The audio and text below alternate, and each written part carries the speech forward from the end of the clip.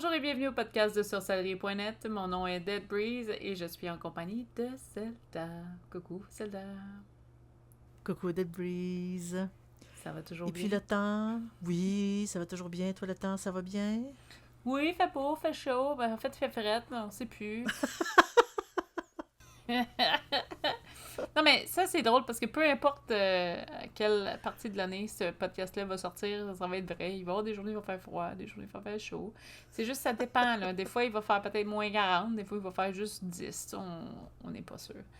Ouais, mais tu sais, après une semaine de moins 40, quand il fait moins 10 après, on a chaud. Hey, on a chaud. Donc, Ah, euh, Donc aujourd'hui, notre sujet, c'est les fêtes païennes. Je sais qu'on en avait un petit peu parlé en début de saison, parce qu'on a parlé de Lughnasadh, parce qu'on avait un événement. Mais aujourd'hui, on fait le tour de la roue. Donc, on parle d'à peu près brièvement. Là. On va pas aller s'étaler des heures et des heures, mais on va brièvement non. parler des fêtes païennes. C'est beau comme sujet, par contre. Des petites fêtes, Oui, hein? c'est des fêtes, c'est le fun de fêter. Oui! Ben, c'est souvent un moment pour se regrouper, avoir du plaisir avec ses amis, sa famille. Mhm. Ça célèbre des moments clés dans une année. Euh, et puis, bon, c'est des célébrations qui sont issues de traditions religieuses, spirituelles, généralement pré-chrétiennes. Il y en a des fois là, qui se sont inspirés par la suite des autres religions sur ces fêtes-là pour créer leurs propres anniversaires. Elles sont souvent liées aussi aux équinoxes, aux Mhm. solstices, aux saisons. On parle de la mort, de la fertilité, du renouveau, de l'amour. Il y a un peu de tout là, dans ces fêtes-là. En gros, du cycle de la vie. Exactement. C'est un hommage aux divinités, c'est un hommage Mhm. où on donne des offrandes, où on fait des danses, où on s'amuse, où on rassemble. Et il y a beaucoup un aspect communautaire dans ces fêtes-là. Puis, honnêtement, c'est souvent pour maintenir l'harmonie avec l'homme, entre l'homme, la terre et le monde invisible. De faire toute une union en une soirée ou une journée, en fait. Est-ce que tu veux commencer avec la Oui. première date du calendrier? Parce que le calendrier des fêtes païennes ne commence pas le 1er janvier comme on est habitué. Il Ben débute à une autre non. date. Ben oui, en fait, j'avoue que c'est ma préférée. J'avoue que c'est ma préférée, c'est Samhain, qui est, on appelle aussi Halloween. C'est ma préférée parce que c'est comme, c'est pas parce que c'est nécessairement la fête des morts que tout le monde se déguise, mais l'ambiance c'est pas pareil. Autant pour les personnes qui fêtent pas Samhain en tant que telle, en tant que fête païenne, mais tu sais, juste le fait, l'ambiance qu'il y a dans les rues, les enfants qui sont super heureux parce que ils vont souper ces bonbons. Je sais pas, c'est l'ambiance qu'il y a dans les rues. Et moi, ben, j'aime bien ça m'amuser là-dessus. Je vais vous le conter un petit peu après. Je veux dire, ben ça, évidemment, c'est le 31 octobre. Souvent, on dit c'est la nuit du 31 octobre au 1er novembre. En fait, c'est le nouvel an celte, qui est aussi qu'on appelle le nouvel an de la sorcière. C'est la période où est-ce que le voile entre les mondes est le plus mince. Fait que c'est l'idéal pour la communication avec nos ancêtres, avec les morts, avec les esprits en général, parce que justement, cette minceur de voile-là fait en sorte que c'est beaucoup, beaucoup, beaucoup plus facile. C'est une période aussi où est-ce que tu sais, la divination est plus facile aussi. C'est vraiment là, c'est une fête qui est vraiment fun pour cette raison-là. Et bien, évidemment, c'est l'Halloween vient de là. C'est comme ça aussi, là, il y a eu toute une histoire en lien avec ça. J'en ai déjà parlé il y a une des vidéos sur YouTube que j'ai déjà parlé de toute l'historique venant à l'Halloween. Fait que c'est justement la fête des morts, c'est, comme on parle, je disais, le voile qui s'amincit entre nos mondes. C'est le moment d'honorer nos ancêtres, de méditer sur la mort, la renaissance. C'est le moment aussi, si vous avez fait un petit hôtel pour vos ancêtres ou pour une entité, une divinité, ben vraiment une très belle fête pour cette raison-là. Elle marque aussi justement la fin de l'année païenne puis le début d'un nouveau cycle. C'est souvent là que justement les sorcières qui fêtent les fêtes païennes vont faire leurs souhaits pour l'année. Tu sais, genre leurs vœux pour qu'est-ce qu'ils veulent débuter, quel projet qu'ils veulent faire dans leur projet occulte, ou leur expansion, comment ça va, leur personal growth, hein, Notre croissance leur personnelle. travail, leur croissance Mhm. personnelle, comment les pas qu'ils veulent faire dans cette direction-là. Moi, personnellement, c'est sûr, c'est ma fête préférée. On entend, on fête les morts, hein? Donc, c'est une des fêtes que j'aime célébrer, oui, pour son côté rassembleur, bon, les costumes et tout ça, mais c'est aussi une des seules, parce que moi, j'oublie toujours les fêtes, OK? Mais à part la semaine, là, j'oublie toujours les fêtes. Je suis une journée trop tôt ou une journée trop tard, puis quand ça arrive la journée, je suis comme, oh, j'y pensais pas. C'est très rare que j'ai le temps de m'arrêter, puis je me dis, oh, aujourd'hui, telle célébration. Semaine, c'est un peu différent. Semaine, je le sais que c'est semaine. Je l'oublie pas, celui-là. Et, Ouais. et j'essaie toujours d'allumer une chandelle ou de prendre 5 minutes puis juste penser à une personne que j'ai perdue. Effectivement, le voile entre les mondes, on dit souvent qu'il est un petit peu plus mince. Je pense que la communication est plus facile. C'est un peu ce qu'ils veulent dire. Ça n'empêche pas que le 3 novembre, vous voulez faire une communication. C'est juste que vous attrapez des choses un peu plus random à sa main. Je sais pas pourquoi, mais pas nécessairement méchant.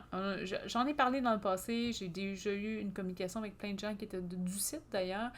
Donc un peu de sérieux. On a eu des communications simples, mais tellement touchantes à sa main. Puis c'était une de mes top expériences que j'ai eues. Donc pour moi, ça, c'est une fête qui est quand même assez intéressante puis qui mérite de se consacrer. Mais comme je vous dis, moi, c'est sûr, j'ai une petite attirance vers ce qui est parti. Et évidemment, il y a sa main et le lendemain, il y a d'autres fêtes aussi. Il y a quand même la fête des morts qui suit Ouais. juste le lendemain. Donc, c'est vraiment un moment qui est important pour moi de juste m'asseoir. Puis, je discute mentalement des fois. Là, je suis pas à parler tout seul chez moi, mais avec les grands-parents que j'ai perdus, même le grand-père de mon conjoint ou que j'ai pas nécessairement connu personnellement, mais que j'espère qu'il est autour puis qu'il veille sur son petit-fils. Et les personnes que j'ai connues qui sont parties pour diverses raisons. Il y en a qui c'est par maladie, il y en a qui ont eu des accidents, tout ça. Donc, c'est mon moment de... puis j'ai eu des décès cette année, donc c'est toujours un petit moment de recul. Puis si vous avez un hôtel pour les défunts, ben, de le rafraîchir, de s'en occuper, de le mettre vraiment en avant-plan là, durant sa main. C'est ça qui est important. Oui. Il y a toujours Yule aussi qui s'en vient après sa main. Donc Yule qui est Oui. autour du 21 décembre parce que c'est le solstice d'hiver. Je dis pas autour, là, c'est le 21 décembre. Là. Donc c'est une célébration du retour de la lumière après la nuit la plus longue. Parce que, bon, c'est doucement, le soleil revient un petit peu plus longtemps chaque jour. Donc, Oui. souvent, il y a des feux de Yule, un arbre décoré, des guirlandes. Oui, ça ressemble à Noël. C'est juste pas la même date. Mais, Oui, mais Noël c'est s'en est inspiré, hein? exactement. Donc, c'est ça. Vous allez voir, là, souvent, les fêtes de certaines religions s'inspirent des fêtes païennes parce que c'est une façon aussi d'incorporer les gens dans la religion. Donc, vous allez le voir, Oui. là, il y a beaucoup de trucs qui sont liés. Pour Yule, bon, ben, c'est la renaissance de la lumière, c'est quand les jours commencent à se rallonger, c'est l'espoir que les ténèbres se raccourcissent et s'arrêtent, que le grand froid s'arrête, parce qu'il fait froid dans certaines régions dans le monde, puis on a hâte que ça Oh, oui. termine, mais il n'y a rien qui pousse. Donc, c'est important que ça se fasse. On y retrouve, comme je dis, le sapin décoré, les festins d'hiver. C'est un peu comme le dernier coup de cœur qu'on se donne avant d'arriver vers le printemps. Oui, Oui. effectivement, là, les gens, la plupart, voient Noël comme une fête sacrée. À la base, c'était Yule. Donc, ça a déplacé un petit peu, mais Ben, on n'était pas très Yule, loin, là. c'était. Ben, c'est ça, Yule, c'était tellement une fête grande, grandiose, que disons que j'aurais tendance à dire que l'Église catholique a fait un coup de maître en plaçant la naissance de Jésus pas loin pour rassembler justement toute cette festivité-là, tout le fait de, hey, regarde, on en a la moitié de fête, l'hiver, tu sais, comme les journées vont rallonger, la chaleur va revenir. Fait que là, c'était la fête, c'est un. Le monde aimait bien ça beaucoup. Et, ben, tu sais, Noël, ça tire beaucoup, beaucoup, beaucoup de cette fête païenne-là, qui est vraiment une magnifique fête. Tu sais, Mais vous pouvez dire que je suis pas catholique, moi je fête Yule. Je fête pas Noël, je fête Yule. Il y en a beaucoup, beaucoup qui font ça maintenant. C'est plus Oui. autant caché qu'avant. Puis, pour vrai, tu sais, on parle moins du côté politique, puis tout ça, des guerres religieuses, parce que c'est pas vraiment notre sujet. Mais à la base, quand tu veux assimiler un groupe, tu vas aller chercher un peu de leur culture. Donc, quand la religion a été un petit peu se promener dans le monde, puis essayer d'assimiler les gens pour faire rajouter ces personnes-là à leur culte, à leur religion, ben, ils n'ont pas eu le choix des fois d'être inspirés de quelques autres fêtes. Et donc, Yule est un flagrant truc, tout comme l'Halloween, là, je veux dire, il y a plein de choses. C'est pas pour rien que la Toussaint est le lendemain de l'Halloween. C'est De pas pour Samhain, rien, non. techniquement, là, c'est pas pour rien. C'est parce que c'était comme, bon, ben, vous fêtez ça, mais nous, on met juste après le lendemain, on parle du contraire, mais pour mettre ça beau, tu sais. Fait que comme ça, ben, c'est plus accepté. Et Mhm. ils vont faire des trucs comme ça à répétition dans l'histoire. Donc, c'est normal. Là. C'est pas un concept, c'est vraiment juste pour de l'assimilation. C'est Je sais pas que c'est comme ça, nouveau, c'est bizarre à dire, là, mais à c'est ça. l'époque, c'était comme ça que ça fonctionnait. Aujourd'hui, c'est moins quelque chose qu'on voit aller, mais c'est normal qu'ils se rapprochent sur des terres communes pour essayer de dire, ben, tu sais, on n'est pas vraiment tant différents que ça. T'sais, nous aussi, on a une célébration là, quelques jours plus tard. Fait que, Oui, puis modifier légèrement la vôtre pour pouvoir devenir, tu sais, comme embarquer dans mhm. notre célébration. Et ben c'est ça. Puis là, finalement, ben, ils ont changé le nom et voilà. Et voilà. Et tout ça nous amène au courant de l'année à Imbolc. Donc à peu Oui. près le 1er au 2e février. Ben, ça dépend de chaque année. Même encore Mhm. là, tu sais, le solstice d'hiver, ça dépend d'une année à l'autre parce que c'est la journée. En fait, c'est plutôt la nuit la plus longue. Des Mhm. fois, c'est le 20, des fois, c'est le 21 décembre. Ebol, que c'est la même chose. Des fois, c'est 2 journées. Tu sais, il y a certaines fêtes qui sont sur plusieurs jours. Fait que là, encore là, 1er, 2 février, ça dépend. C'est la fête du retour de la lumière croissante. Il commence à faire de plus en plus chaud. C'est la purification. On l'associe beaucoup à la déesse Brigide, qui est la déesse du foyer, de l'inspiration, de la guérison. Selon les traditions, ben, tu sais, comme on met des bougies, on fait un grand nettoyage, tu sais, de la maison, de nos choses, tu sais, on essaie tu sais, on se prépare un peu à la saison chaude qui commence. Les nouveaux départs, encore là, il faut se débarrasser du vieux pour pouvoir rentrer du neuf. Fait que c'est vraiment le nouveau départ. C'est vraiment une fête que j'aime beaucoup le concept, sincèrement. Là.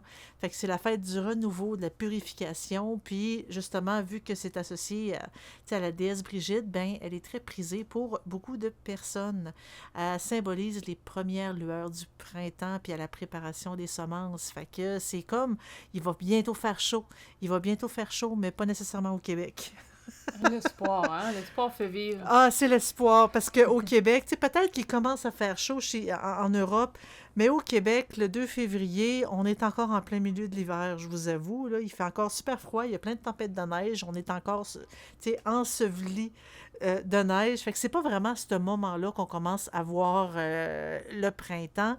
Nous, c'est plus justement dans le coin d'Ostara. Mais tu vois, moi j'irais même un petit peu plus tard que ça à certains coins, mais dans le coin d'Ostara, Ouais, par exemple, c'est sûr que il y a des petites ça vagues de commence, chaleur autour du 20-21 mars, à peu près, ça proche de fond. Ouais. l'équinoxe de printemps. Ça, c'est le moment où des fois, t'entends la glace faire tchic, tchic, tchic, tchic. Là, où tomber. Je sais que toi, tu sais ce que je parle. Je sais que tu comprends le son de la neige qu'ils font. Tu l'as Oui. entendu plusieurs fois. C'est pas tout le monde qui a ce plaisir-là. Mais nous, là, après avoir passé au travers de l'hiver, là, ouh! C'est un plaisir. Ah, c'est un plaisir parce qu'on est tanné de l'hiver. Des fois, vous entendez les Québécois dire la marde blanche. Ça, la marde blanche, ça, c'est la neige. Quand on parle d'elle en fin de l'hiver, Ouais. En début d'été, c'est la jolie neige blanche, puis à la fin, c'est de la merde. Mais ça, c'est de la merde c'est blanche. très. Ouais. Ostara, c'est l'équilibre entre le jour et la nuit. C'est la fête de la fertilité, le renouveau. Hein? Si je vous dis des œufs et Mhm. des lièvres, je pense qu'on sait tous de quoi que je parle. Hein? Ça ressemble peut-être à Pâques! une autre fête.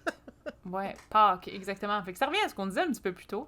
D'ailleurs, même, je pense, Ben oui. Sainte-Brigitte, il y a une fête catholique, c'est juste que je m'en rappelle pas du nom. Mais elle avait été remplacée, cette fête-là, par quelque chose de connu. Et là, faute de Mhm. recherche et mon cerveau qui n'a pas allumé tout de suite, j'ai pas fait le lien, mais c'est ça. Donc, équilibre entre jour et la nuit, fête de la fertilité, la germination, du renouveau. Tu sais, la fête d'avant, on mettait des semences. Là, les semences, ils commencent à grandir. Et, bon, évidemment, là, le lièvre, les œufs et les chocolats. Le chocolat n'est pas mentionné, mais je sais que ça fait partie des symboles maintenant de Ouais. Pâques. C'est surtout les œufs qu'on... C'est ça, surtout les œufs qu'on décore. Oui! Parce que ça fait partie d'Ostara. Initialement, c'est Ostara qui Mhm. décorait les œufs. Et les lièvres qui pondaient des œufs, ça aussi, il y a eu une histoire, mais ça, on en a déjà parlé dans un autre Oui, podcast plus en détail. tu sais, on a fait, à l'exception de un, on a fait des podcasts sur toutes les fêtes, fait qu'on veut pas aller en détail, on veut juste faire un bref Non. retour. Parce que c'est toujours important de savoir c'est quand sont les fêtes et qu'est-ce qu'on fait, mais, ou un petit général de ce que c'est, sans nécessairement aller dans tous les détails. Si jamais ça vous intéresse, puis je sais qu'on fait un aparté en plein milieu, mais allez voir, prenez le titre de la fête qui vous intéresse, allez taper ça dans la recherche sur YouTube, Spotify, dans le podcast. Vous devriez, à l'exception de une, on va vous faire la surprise, c'est laquelle, ou on va vous le dire. À l'exception d'une, parce que je sais qu'on ne l'a pas enregistré, mais autrement, vous devez avoir toutes les informations. Puis on parle là, de même les pierres, la bouffe Oui. que vous pouvez faire, les activités que vous pouvez faire, qu'est-ce qui est à faire cette journée-là pour célébrer, vous donner des idées, des pistes d'idées, parce que des fois, c'est des trucs créatifs quand même. Donc, n'hésitez pas. On va juste pas faire ça un par un ou répéter notre information en double. C'est juste vraiment Non. pour pas être redondant. Puis en plus, ben, tu sais, je veux dire, ça se trouve quand même assez facilement. C'est ça. Puis tu sais, la fête qu'on n'a pas faite, c'est vraiment... on s'en est rendu compte après qu'on avait oublié une. On était un peu trop tard. On est tombé à pause Ouais. entre-temps. On a fait « Oups! » Donc, suite à Ostara, c'est Beltan qui arrive 30 avril, 1er mai. Généralement, c'est là que la neige commence vraiment à fondre, par contre. Là, parce qu'on a toujours une tempête en fin avril, là, juste pour nous donner un Ben, petit jusqu'au coup. mois de Là. mars, là, on a notre, la tempête de la Saint-Patrick, tout le temps. Une grosse tempête de neige au Québec. Fait que ça, c'est autour du mois, tu sais, justement de la mi-mars, fin mars. Mais pour tous ceux qui vivent dans des régions un peu plus éloignées de nous, ben vous, il fait soleil, c'est beau, c'est le printemps, il fait chaud, doucement, et on célèbre la fécondité, l'amour, l'union. On a les feux de Beltane, des gros feux, on danse autour du mât, le maple, et il y a beaucoup de fêtes aussi. Là, je sais pas par contre le nom exact, mais Beltane a une grosse inspiration en Suède, je crois, ou en Norvège. Peut-être le Norvège. Ça se peut. Et parce que j'ai quelqu'un qui me racontait, il me chantait ça en norvégien. Puis tout ce qu'il me racontait avec le maple, puis c'est un poteau avec des couleurs que tu tournes autour, puis ça fait une tresse en dansant. Eux font ça, mais ça s'appelle pas Beltan. Ils ont vraiment un nom pour ça, mais c'était les mêmes rites. Puis c'est quand même vieux là-bas à certaines places, donc c'est très intéressant. Mais c'est un rituel Oh. de passage dans l'été, l'abondance. On fête ça, la fertilité, l'amour, l'union sacrée du dieu et de la déesse, la vitalité, la nature, le passage vers la saison chaude, parce qu'en gros, l'été s'en vient. Et Oui. on danse autour du mois de mai et on allume des grands feux. Donc le feu est très important durant l'été. C'est vraiment la saison pour cet élément-là. Oui. Et donc, en gros, c'est ça. Là. Oui, puis ensuite, ben, on tombe dans l'État. Ça, j'avoue que c'est aussi, ça fait partie de une de mes préférées parce que c'est le solstice d'été. C'est la journée la plus longue avec la nuit la plus courte. C'est là où est-ce que il fait chaud. C'est le triomphe du triomphe du soleil. On fête justement le soleil. C'est une fête de force, de vitalité, d'abondance. Et vu que justement, on triomphe, c'est la fête du soleil, ben, il y a feu de joie, on ramasse les herbes magiques qu'on récolte justement cette journée-là. Fait que c'est vraiment l'apogée du soleil, l'apogée de sa puissance du soleil. On la célèbre. Ça veut dire aussi c'est prospérité, protection, abondance encore. Fait que c'est vraiment un moment très parfait justement pour activité Feu de joie. Et ben, ça tombe, c'est drôle parce que là, on parle pas mal de Québec hein, depuis le début, mais Mhm. au Québec, on a une fête qui parle beaucoup de... tu sais, qui a un gros feu de joie, c'est la Saint-Jean-Baptiste, qui est le 24 de juin, pardon, j'ai eu un petit lapsus, 24 de juin, c'est la fête nationale du Québec, et là, gros feu de joie, fait que ça coïncide un petit peu, mettons, Mhm. on va le dire comme Non, ça. mais Mais c'est le même type de feu qu'il y aurait oui, techniquement pour Benton. c'est pour ça que j'en parle, c'est Lisa, que c'est... excuse. Ouais, on commence à être fatigué. Mais c'est ça, c'est en gros, c'est pour ça que je le mentionne, parce que c'est le même type de feu de joie. C'est des immenses feux. On danse, on boit, on célèbre. C'est une fête où est-ce qu'on se regroupe en gang. C'est très, très, très, comment je peux dire, tu sais, c'est une fête qu'on fait pas ça tout seul ou juste en famille fermée, là. C'est vraiment, c'est la fête. On fait ça en grosse gang et avec, pas nécessairement avec les excès, là, mais avec tous les avantages qu'il peut y avoir. C'est vraiment, c'est une des fêtes que j'apprécie beaucoup, je vais le dire. Une autre qui est le fun, puis on en a Oui, parlé cette l'autre année quand aussi. même en début de saison beaucoup, un petit peu, Oui, peut-être un peu plus que les autres. C'est le Gnossade ou la Mosse, oui, qui est le 1er août. Et c'est la fête des récoltes, parce que là, tout a poussé, tout a subi les beautés du soleil, de la chaleur, et là, tout est prêt. Donc c'est en l'honneur de Lugh, dieu celte de l'art des compétences. Et c'est là qu'on parle des traditions, tout ce qui est pain, moisson, et on partage les premières récoltes. Ça marque la gratitude pour la nourriture, la générosité de la terre.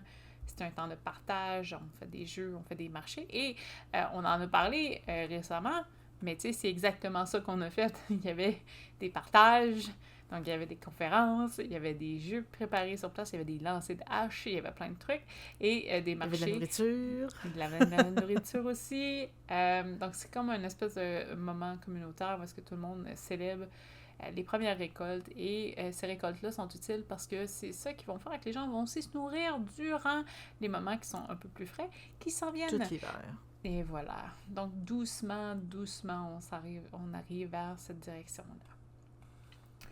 Oui. Et ensuite, on a Mabon, qui est entre le 21 et 23 septembre. C'est l'équinoxe d'automne. En fait, c'est là où est-ce que, encore là, on retrouve l'équilibre entre le jour et la nuit, c'est-à-dire que les journées sont tout aussi longues que la nuit. C'est la fête des secondes récoltes. En gros, parce que là, évidemment, on n'a pas tout fini de récolter à l'UNASA, fait que là, ici à Mabon, on fait encore, on termine les récoltes, on les ramasse, on remercie justement la nature pour l'abondance. Malheureusement, il faut se préparer à l'hiver. Fait que c'est un peu un rituel de gratitude envers la nature. On se fait des festins. C'est le temps des pommes. Fait que ça inclut des pommes, ça inclut du vin aussi. Fait que c'est comme vraiment, c'est une fête pour rendre grâce à la terre, pour toute l'abondance qu'elle nous a donnée pendant l'été et aussi en préparation à l'obscurité que l'hiver va nous apporter en espérant en avoir assez pour pouvoir passer l'hiver. À l'époque, c'était vraiment un souci qu'il y avait. Mais aujourd'hui, heureusement, on n'a plus vraiment ce problème-là. Les congélateurs ont aidé un petit peu. T'sais, on n'avait plus Pas des gros blocs mal, de pas mal. sel avec de la glace. Puis... Exactement. Mais quand même, si on y va un petit peu au niveau des significations, c'est quand même un moment d'introspection, un moment de gratitude, pas nécessairement sur nos récoltes, mais quand on parle de récolte, c'est pas nécessairement de la nourriture, c'est pas nécessairement des herbes, ça peut être tout simplement ce qu'on a récolté pendant l'été, ben on remercie pour, ça peut être des événements, ça peut être des activités qu'on a faites, ça peut être des rassemblements qu'on a eus avec des amis, les fêtes qu'on a fait. On peut être content de tout ce qu'on a reçu jusqu'à aujourd'hui. Puis l'introspection, c'est toujours bien parce qu'on se dit, ben là, on s'en va vers l'hiver. Y a-t-il des choses que je dois changer? Y a-t-il des choses que je dois préparer pour l'hiver? Fait que c'est pas juste physique. À l'époque, c'était beaucoup physique, mais aujourd'hui, c'est plus en lien avec, psychologiquement, à l'intérieur de nous, qu'est-ce qu'on peut faire?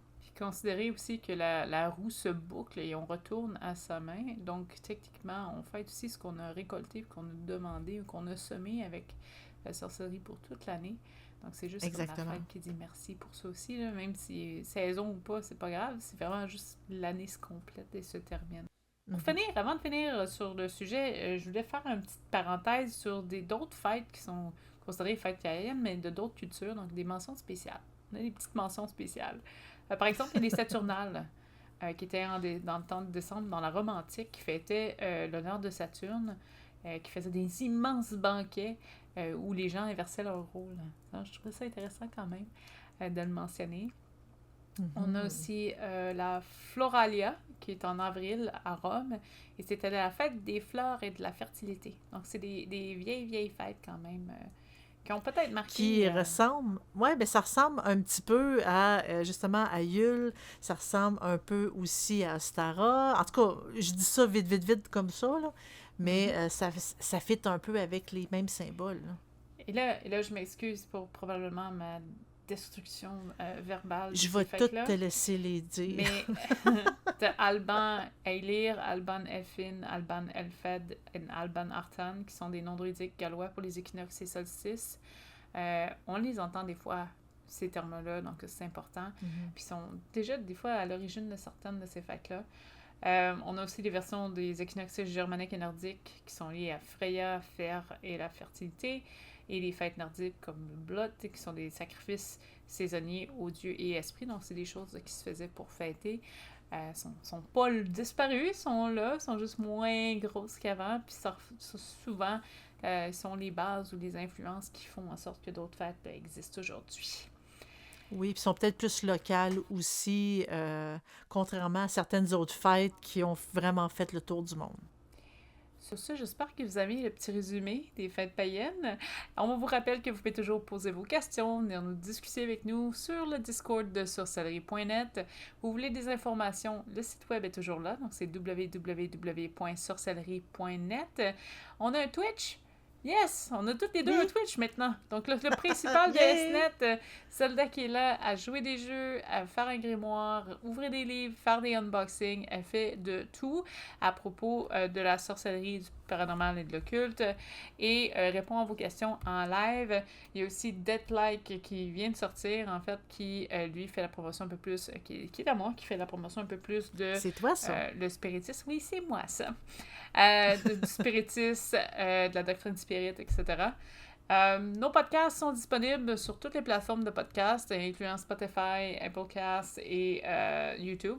Je sais que c'est pas le meilleur endroit, mais c'est quand même là qu'on le met pareil. Ouais. Pour le podcast. Avec d'autres vidéos. Avec Oui, d'autres vidéos de live qu'on fait. Je l'ai juste mal formulé. Je veux dire que c'était pas une plateforme de podcast, mais nos podcasts, ils sont là encore.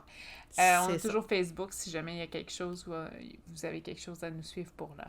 Sur ce, on vous souhaite une excellente semaine. On se revoit dans 2 semaines. Au revoir. Bye bye!